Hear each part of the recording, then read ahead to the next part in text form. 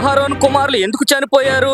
అపవిత్రమైన ప్రతిదాన్ని చేస్తూ వచ్చారు. తమ శాస్త్రము పైన గౌరవం లేక, మర్యాద లేని అపవిత్రమైన వాళ్ళుగా ఉండి, ఫుల్ క్యారెక్టర్ బాగోలేదు, వాళ్ళు చేసే విధానం బాగోలేదు. దేవుడు చెప్పనిది చేశారు. దేవుడంటే భయం లేనప్పుడు, దేవుడంటే భక్తి లేనప్పుడు చేశారు. దేవుడు ఏమీ చేయుడు అనుకుని చేశారు. ముందు ధైర్యం తెచ్చుకుని చెక్ చేసుకోండి.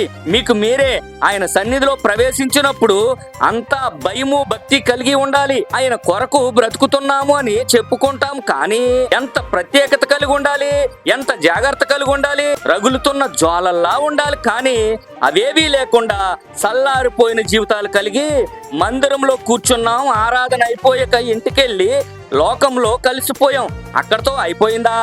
ఆయన ఆలోచనలు ఎప్పుడూ నీ జ్ఞాపకాలలో ఉండాలి. చక్కని జీవితం నీ దగ్గర ఉంటుంది. దేవుడిని ధిక్కరించి గొప్పగా బ్రతికిన మానవుడు భూమి మీద లేడు.